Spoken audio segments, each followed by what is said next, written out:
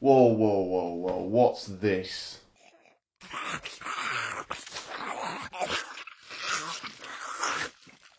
You guys haven't been in the games for like 3 games now?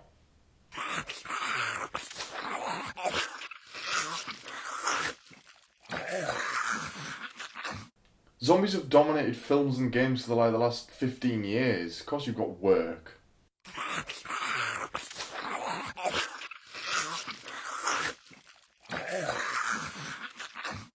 Look, I don't know what to tell you. You're not in the game, okay?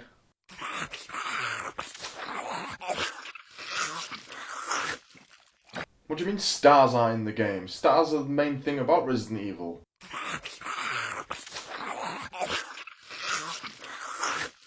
Alright, I want to know this son of a bitch.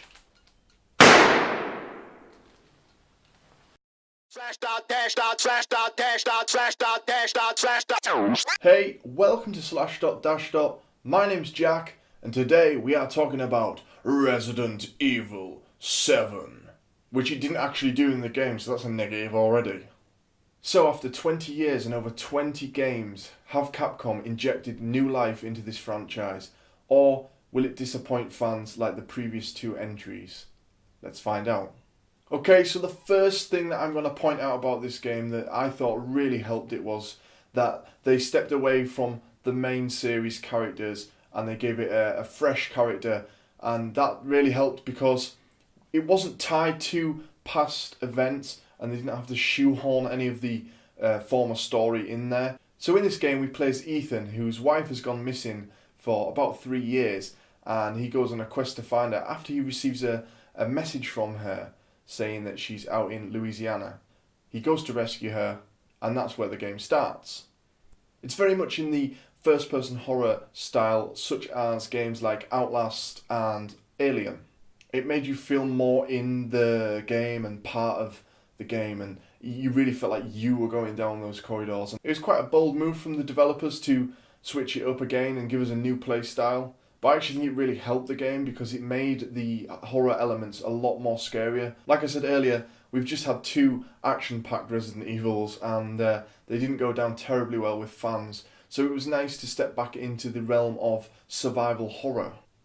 You will find that ammo is very scarce in this game. Now, I played it on normal, and I was finding it difficult at certain parts. I wasn't getting enough ammo to clear sections, and I was having to really think about how to dodge the enemies to get around them without using all my ammo. This really heightened the experience for me because it became even more difficult at certain sections. So the big question for everyone is, are there real zombies in this game? And in a way, there is, but also not technically the traditional zombie types. We come up against moulded monsters, as they're called in this game, which are similar to other monsters that we've faced in the franchise before. Now, these aren't the standard shoot them in the head type of enemies. You have to shoot them in the limbs to take them down, which can help because you can take their legs off, which makes them slower, obviously. If you shoot their arms off, they can't attack you. As I was playing through the game, there was lots of moments where I was thinking, what the hell is happening?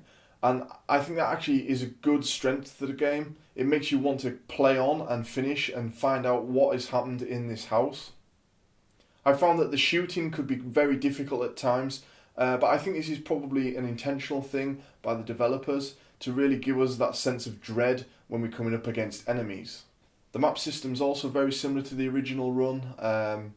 It had that sort of old school look to it, but with a modern twist again. That really helps, I think. They're keeping kind of the old traditions in there, but tweaking them just ever so slightly to fit a newer game. You're back to your standard sort of inventory management in Resident Evil 7, very much alike the original series. There are some little tweaks to it, a little bit of modernisation, and I've just found myself running back and forth to the storage box again because I'm not very good at inventory management.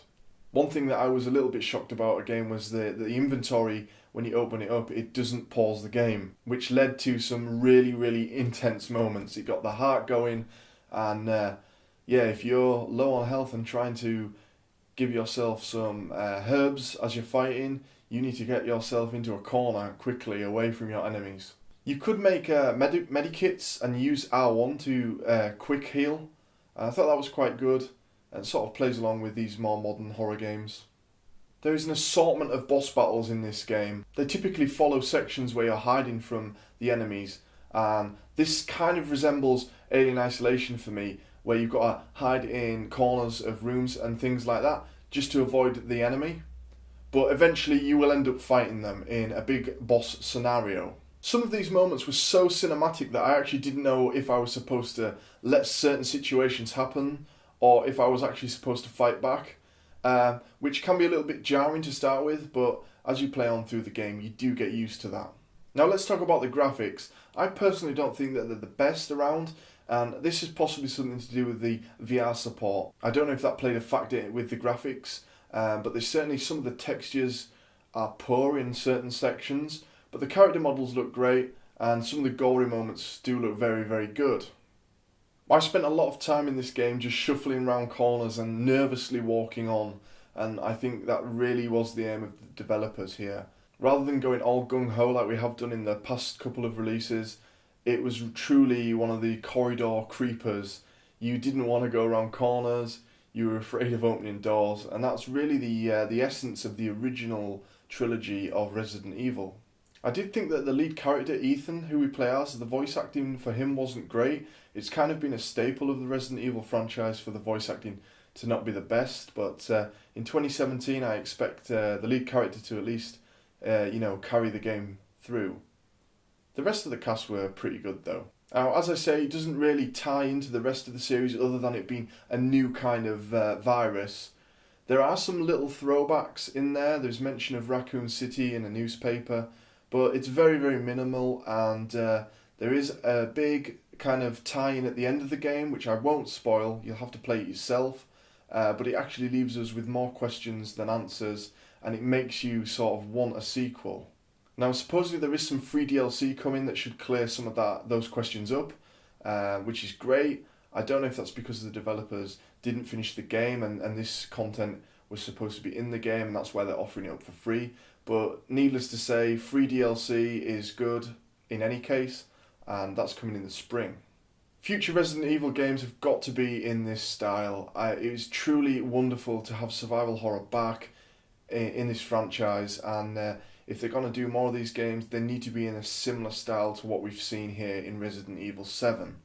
Now, I played the game on just a standard PS4. I don't have VR, so when I do get VR, I will be playing the game back through, and I'm very much looking forward to that because I think the whole experience will be completely different due to that.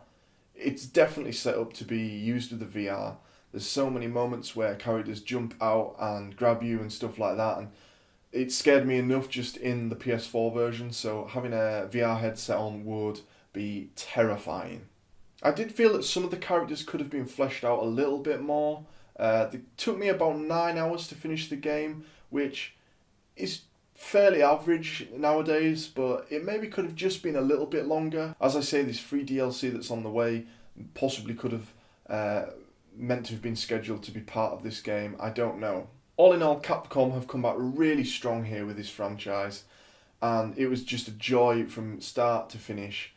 I enjoyed being back in a Resident Evil game, and I'm looking forward to hopefully more future releases now. As I say, I need some questions to be answered, so hopefully we will get that in the upcoming DLC and possibly any sequels on the way. All in all, I think Resident Evil 7 is an absolute return to form from Capcom. I recommend it to anyone that's into horror games, and if you've been into past Resident Evils, definitely check this out.